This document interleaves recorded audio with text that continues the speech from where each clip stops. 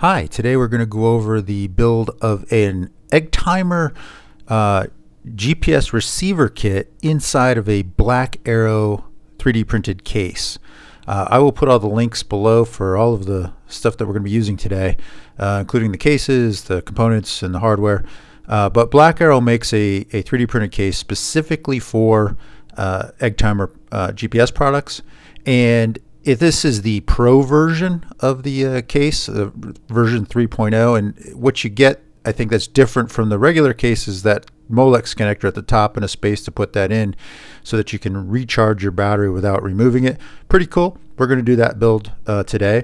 You get a bunch of hardware, push button switch, a toggle switch, some spade connectors, and a bunch of Molex crimp-on connectors for wires. We're going to actually use another product from another company for that, but they do come with the kit in case you don't have that. These are all of the Eggtimer products we're going to put into the case today. The build videos of which I will put in the links below, but if you've been following along, we've already built all these in other videos.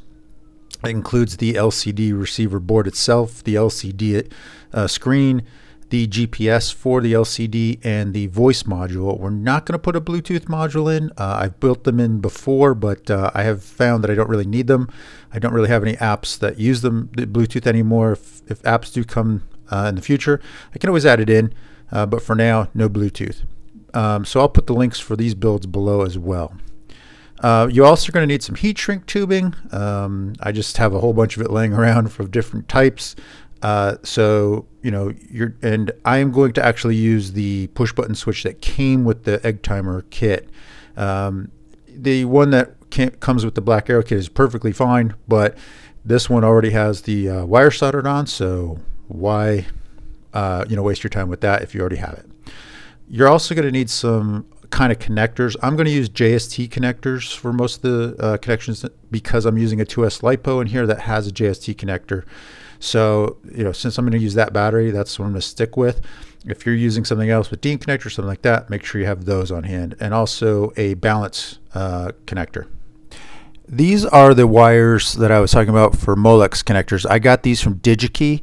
These are pre-crimped, so you're going to need you could use a single color if you want. I got black and red ones to make my life easier, but you need a set of, at least with some with the female connectors on them and some with the male connectors if you're going to use those. So here's the cover, and one of the first things we're going to do in this build is there's no hole for the voice module headphone jack, so we need to put one in. I found after a bunch of experimentation and looking at what other people have done that the headphone jack seems to go best in the cover on that kind of left side space there. It could be something cool that Black Aero might be able to put as a already added hole later on. So I took the measurement of the headphone jack at about 0.23 inches and determined that the size of the drill I need to use that would best accommodate that size. So the space itself is a little tight. It's about 12 millimeters in length, in depth there, and about 15 millimeters in length. So I just measured a kind of halfway in between and found that was the center. Made a dot there with a pen, and then drilling a pilot hole with just a 16th inch drill bit. So I have a guide, and if I found that 15/64 worked really well with this headphone jack. Now I'm drilling this thing kind of freehand, mainly because I just couldn't. I tried doing it on my vise, and I couldn't get the camera, which I use in a fixed position, to kind of do it. So I don't recommend you do this. This is not the preferred method of drilling, but if you're going to do it this way, do it very slow and very carefully so you don't hurt yourself. I do recommend you put it in some kind of vise with some kind of backing, but in order to film it properly, I had to do it that way. So then I just mounted the headphone jack in there and screwed on the nut and tighten it down so it'll stay in. And pretty much that is really all you need to do for the cover. Now we built this in the voice module video build, if you go check that out, that's when we built this jack out with that mini connector on it. Next thing you're going to need to do is get all these steel nuts inside all the little spots where they've been 3D printed. This is how you're going to be able to put the case together, and connect it, and also where give you a space to screw in the boards and the LCD screen later on. So just go around. There's 4 of them here in the cover at the top that need to go in. And I was using those tweezers at first, and they didn't really work very well. It's a pretty tight compression fit into the 3D printed area. Just grab yourself a pair of needle nose and then seat them in, with a pointy pair of tweezers or something, so that they have to be all the way back into that recess in order to line up properly. So just go ahead and get those all in. And then there is one nut that goes into the bottom of the case in that slot down there. Don't forget that one, or else you won't be able to connect the cases together at the bottom. So just go ahead and push that in, get it all the way down, and then this is what it looks like when you've got it seated properly. Okay, so with those nuts in, also put the nuts into the back of the case. These are where the LCD screen and board are going to go. I'm going to speed up the video here a little bit. You don't need to keep watching. We just put nuts in recesses, but get all of the nuts in place, and then we'll move on to the next portion of the build. Okay, so put your board in. Now we had already put the JST connector on during the build of this board, so go to that video to check that out, and put the push button switch on and just kind of loosely tighten it. So that what we want to do here is measure the length of the wire. It's way too long, so we're gonna have to cut it. But what we want to do, and so you got to think through all of your wiring in this. There's not a lot of room in this case, so think through your wiring all the way through. And in this case, I've determined that I want to run this wire underneath the board. So since it's got those stiff ends on it where it's been heat shrinked, the heat shrink tubing, I need enough length to bend it all the way back to the edge of the board, then run it all the way through to the other side. Now technically it's going to go to the bottom where it says button, but I just measured it to the edge of the case and figured that would give me a little slack. So cut those off, and then we're going to go and just strip the wires. I'm only going to kind of show this once. It's a little blurry, I suppose, but you should strip your wires cleanly with a pair of wire strippers, not just rip them off. And so we're not going to keep showing that throughout the video, but go ahead and strip your wires to the same length, and then we're going to put them in the holes for the button on the board and solder them in. Okay, once you've got them, oh, I'm sorry, before we solder those in, let's put a bridge wire in the switch position, because we need the switch to be on all the time. We're not going to be hooking up an external switch. So the power is going to come from the toggle switch we put in. So while we're soldering things here, let's get that toggle switch in, or the bridge wire into the switch position. Just take a little piece of wire, put it in, tape it down, and solder the other side. Like I said, turning the board on and off will come from the toggle switch on the case, not from a switch hooked to this port. So put your bridge in, and then trim off the excess. Once we have that in, we'll move on to soldering in the button. And I just use helping hands here to keep the wires in place.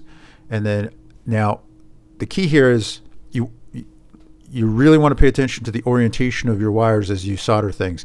In this case, since I'm going to route the wire underneath the board when it's mounted, I want the wire coming up from that direction and that orientation. So make sure, if you're going to do it the same way, you've got your wire underneath the board and the ends coming up through the buttonhole to the top, and solder it that way. Trim off your excess, and then we're going to move on to measuring the button for the backlight. Now my case broke. It came broken, and this little piece of plastic came broken off. The button still sticks in there just fine. There's enough compression from what's left. Eventually I'll just glue this thing back on, but for now during the build I'm just going to leave it out. And I'm going to use these spade connectors, and here's where you're going to see my absolutely atrocious crimping techniques. I'm just using the crimper on the back of a wire strippers here, which I'm sure professionals are watching this and will leave horrible comments about how bad my crimping is. But it's going to work for me, and plus there's not a lot of tension on these, and I'm going to solder the wire in, which is probably also not industry standard. But for this build, they're just going in. And the only reason I want to use these spade connectors on the button is because sometimes if you want to take the board out later, it's a whole lot easier if you can disconnect that button. But 99.9% of the time, this will just remain connected, and shouldn't really have any reason to come undone. But once you've crimped those on, and if you're going to solder them, if you do this method, connect them to the button, to the tabs in the back of the button, and then once again we got to measure the wire over to the backlight portholes, which are on the top of middle of the board. And once again I want to route the wires underneath, so I'm going to measure my wire. I'm just using some 22 gauge wire here, silicone covered wire. I'm going to measure it so it goes back again to the edge of the board. Make sure you've got enough, give yourself a little slack here, because it's going to be tough once you've soldered everything to be able to pull things on and off if you don't have some slack. And then it goes all the way along the back here in my measurement, and then you can see where it says BL, those two little holes at the top. That's the backlight holes. So we're going to cut just a little bit beyond that, give myself a little slack to strip the wires, and also have some room to be able to pull the connectors on and off later. And then just go ahead, pull everything apart again, strip those off, and once again using some helping hands. There's no polarity on this one or the buttons, so you can put them in either hole. But just go ahead and solder those wires into the backlight port holes, and again, wires oriented under the board, ends at the top of the board. And once you trim those flush, we'll move on. Now that's most of the stuff so that's the only thing we're gonna have to solder to the board itself right now. Now we're gonna put the board back in and do a little bit more measuring here for another little mod to the case.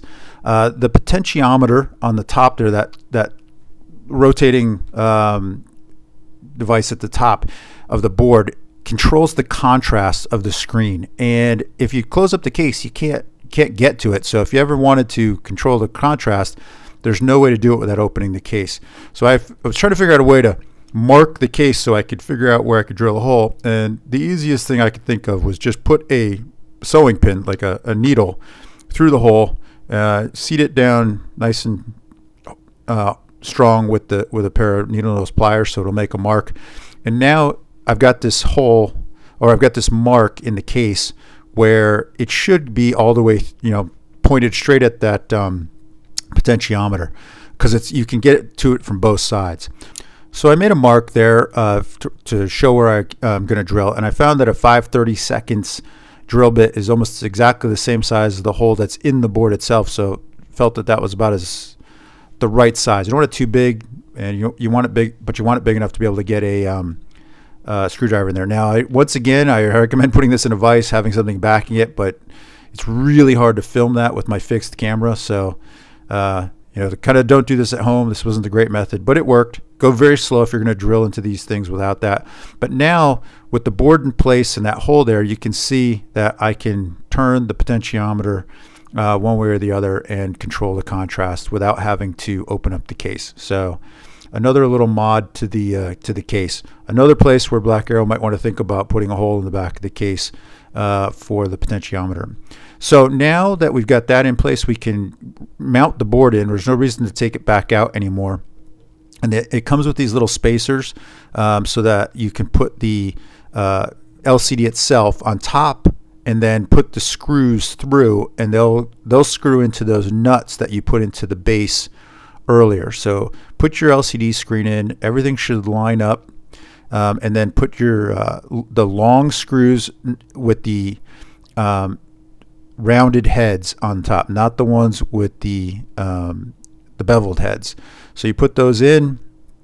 You know, you might have to put your spacers back in, but they probably won't line up perfectly at first. You're just going to have to jiggle them around, get everything lined up to the point where the screw gets all the way through the LCD hole, through the spacer, and through the LCD board hole, and then meets up with the nut that's embedded in the case. It sounds more complicated than it is. You just, like I said, if you jiggle everything around a little bit, then you'll feel it bite, and then screw everything down tight. Sorry for the video of just the back of my hand here. And once we have the board completely screwed down and secure, and oh yeah, this, by the way, this one in the corner here can be a little rough because the spacer hits the buzzer, so you might have to pry it over with another screwdriver or some tool to kind of get it lined up. But once you do and you get everything secure for the board, we can move on to getting the toggle switch and the other boards installed into the case.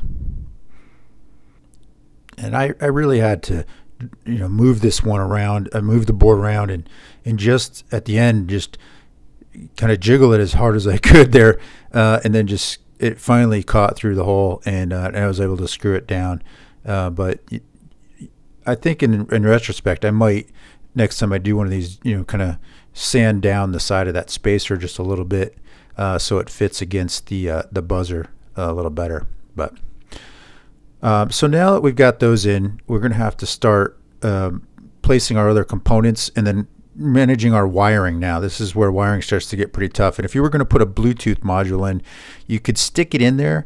I've just kind of shoved it underneath the board before. This is the battery I'm using. It's the battery that they recommend, that the case was actually built for, but I don't think they sell these anymore. They might be out of production, so you might have to find one of a similar size if you can. I have not yet found a replacement for one of these batteries, so if I do, I'll put one in the description below. So now with the toggle switch in place, we're going to start having to look at the wiring and the wiring diagram here. So here's the diagram that comes from Black Aero, and if you look at the three-way switch on the bottom there, the bottom tab on the toggle switch is going to have a connection over to your PCB, and that'll be a JST connector in my build. And the middle one goes to your battery, which is also a JST connection in the build that I'm doing, and then the top tab goes over to your Molex connector in the case, which is going to have to be wired up to match a dongle you're going to have to make with an external Molex connector that's going to go to your charger and your balance charger. And those will have to be, you can make different ones for different types of batteries or chargers that you're going to use. So the first thing we need to do here with the toggle is measure out the amount of the length of the wires that we're going to have to connect to it. So in this case, we're going to measure out a relatively short piece for a male JST connector to connect to the PCB, and then another relatively short female connector to connect to our battery. The male one will go to the bottom tab, the female one will go to the middle tab, and then we're going to need a couple of these wires that I got from Digi-Key with the Molex connectors already crimped on the end to go over to the Molex connector. So you're going to have to give yourself a little bit of extra slack to make sure that you can plug it back in and then put the Molex connector into place. If you make it too tight, it would be very difficult to actually stick the wires into the Molex connector and then put the connector into the case. So give yourself a little bit of extra slack there. So cut off some pieces of heat shrink tubing to make sure that you have those in place. Put them on the wires before you solder them to the toggle switch, because you won't be able to get them on later. I've made that mistake before. And then at this point, just solder the wires to the tabs. Personally, I found this a little tricky. I am not a professional electrician or electrical engineer, so the only way I could find personally, to make this somewhat easier, was just use a set of helping hands, get your soldering, get it hot, put the solder on, and then once you take the heat off, hold the piece in place against the tab until it cools. I imagine there's a better way to do this. I personally didn't have I'd be open to suggestions here, because for professionals who do this for a living, you've probably got some better way. But it worked for me. I did get them all in place, and they all were well adhered to the tabs with a good connection.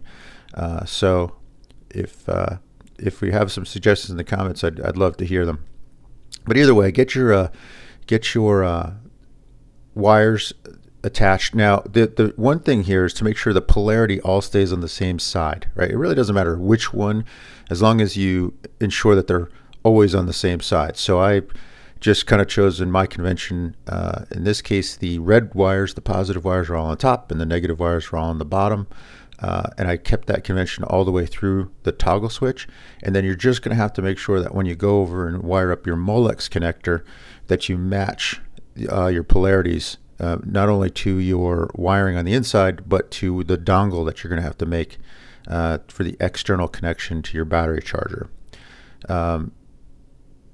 But if you don't have the polarity correct all the way through, consistent all the way through, then you will be, when you toggle that switch, you'll be mixing polarities, which, especially for your battery, will be bad. That'll be, it'll fry your board. And I actually speak from experience in messing that up and frying one of my LCD boards with the wrong polarity at one point. So once you get them all soldered in, slide your heat shrink tubing down to cover up all of the connections.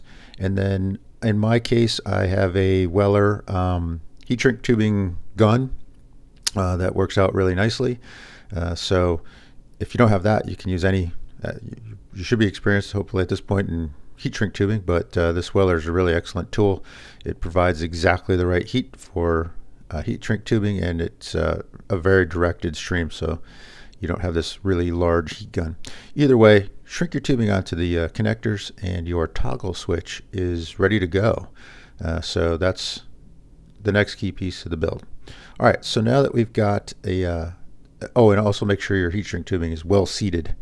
You can see a couple places there where it shrunk away from the edge, but I think we should be okay here. There's not a lot of pieces moving inside this case, so I think we're okay. The next thing we need to measure out is a piece of wire for the balance connector. So I just plugged a balance connector extension cable into the battery balance connector, and just measured out, a decent length. You want a little bit of length here because, one, you need some slack inside the case, and two, we're going to be connecting some of these wires from Digi-Key with the Molex connectors on the end, and they're incredibly stiff. So you need some room. You need a little bit of wire to be able to strip some wire off.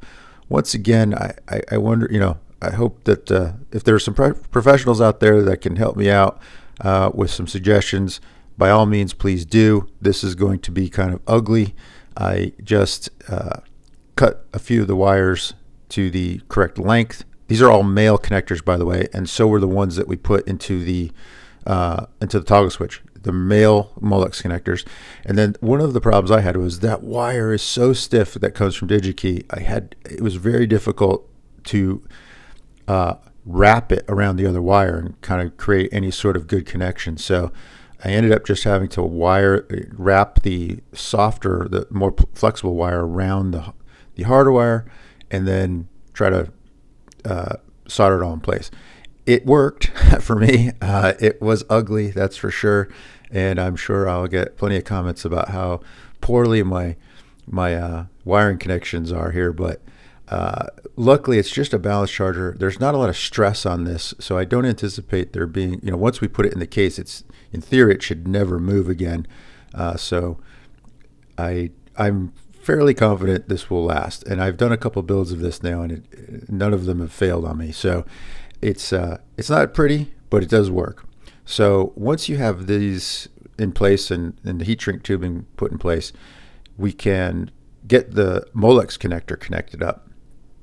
And the real key for the Molex connector is going to be just making sure that you track how you put the wiring in. But before we do that, we do have to put the modules in, because the wiring, so here's where wiring starts to become an issue, right? Like you're going to have to do some wiring management at this point.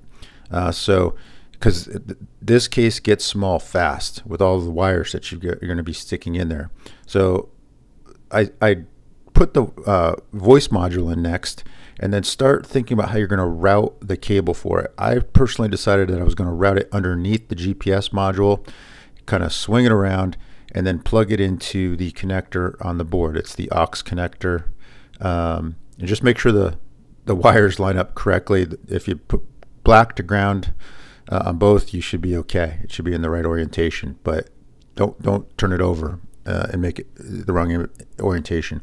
So then connect your cable over to the GPS module, and in this case, just remember which wiring goes where. In this case, I saw that the purple is going to the GPS pin.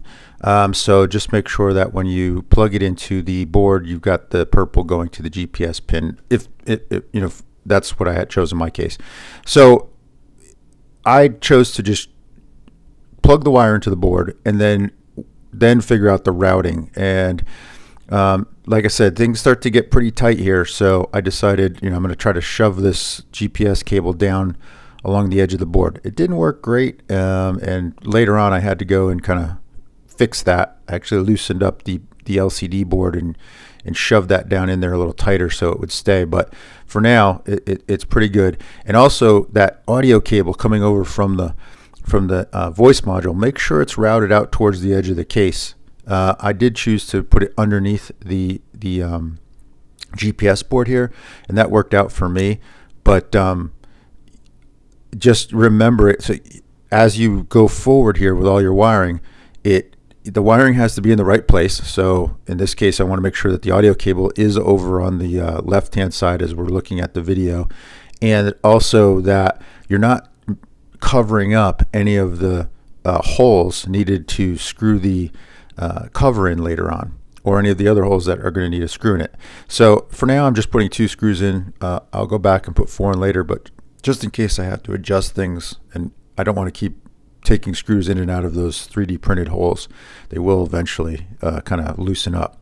So with the modules in place, I stuck my toggle switch back in, and now we got to start figuring out how we're going to route all the wiring for these connectors.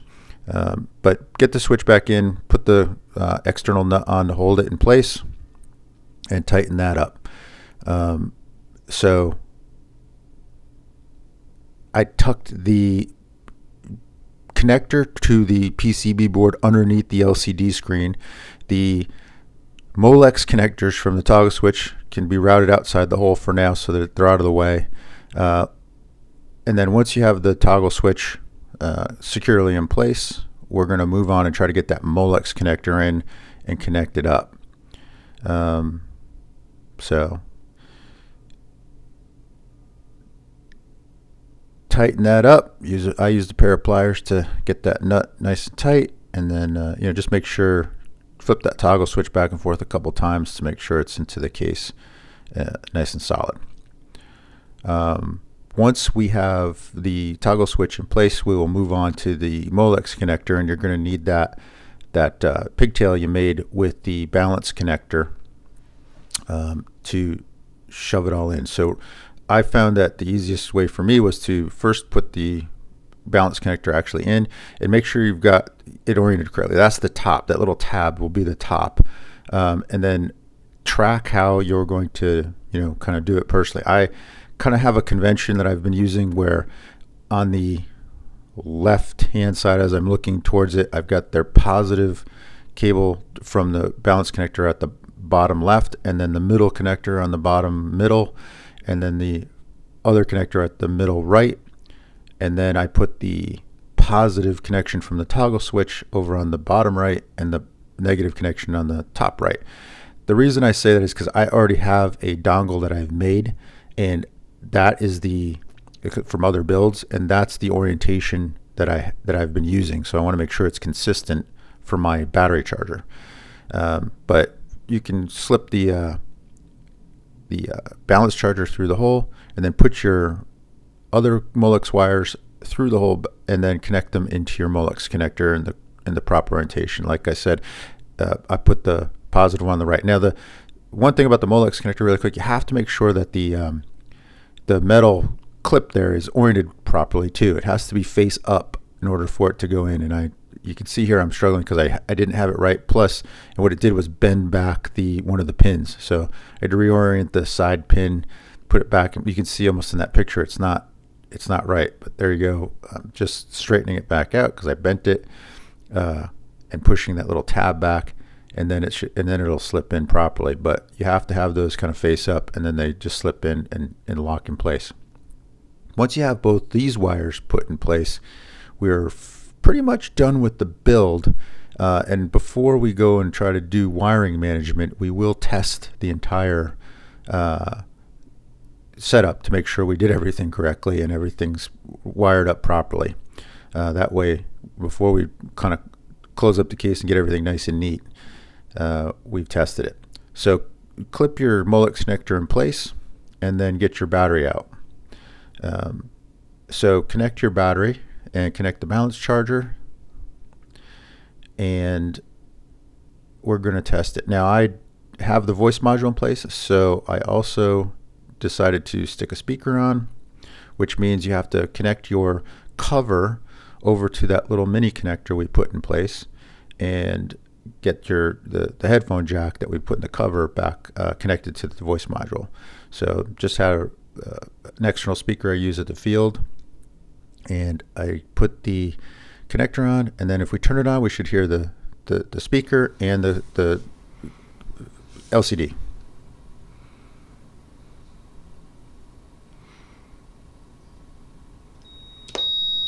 Power on.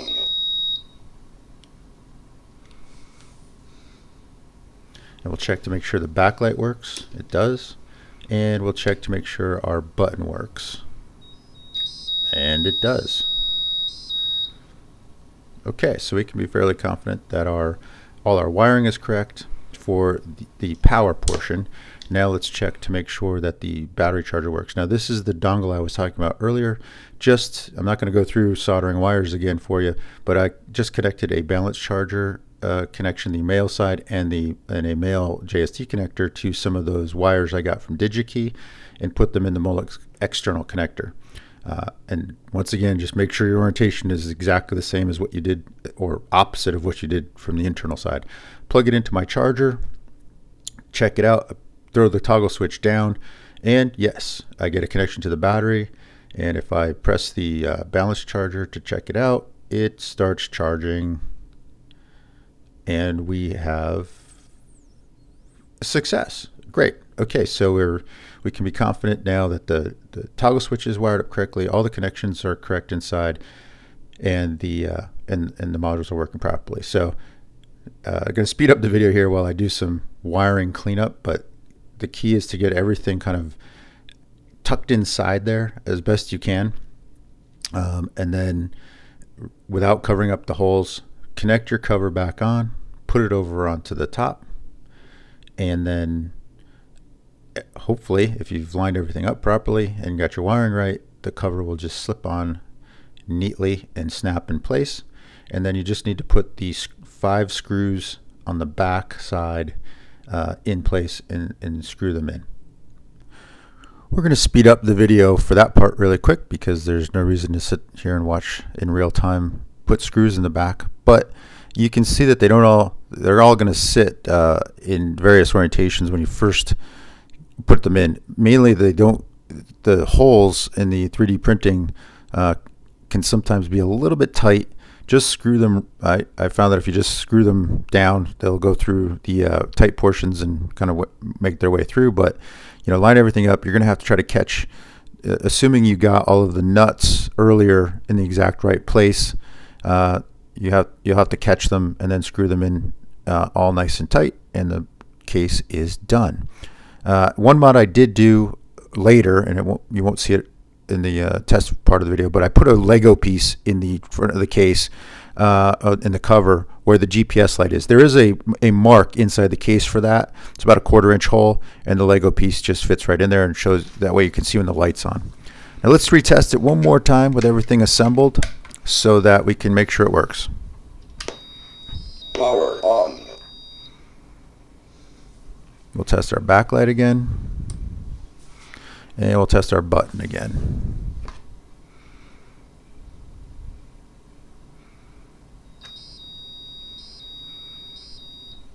Okay, even with the cover put in place, everything is still functional, so we can be reasonably confident we've completed our build properly. Now, here it is. Here's what the case looks like when it's done. This is not the easiest build. There's a lot of parts. There's a lot of soldering and wiring that needs to go into place here, and it's a tight space, which is pretty cool. And so, you know, you get a wonderful device when you're done, and a really excellent quality from Black Aero. I highly recommend this case. You can design your own, and I also have a whole other workstation that I use just for programming, and I'll put that in a separate video. But you know, take your time with this.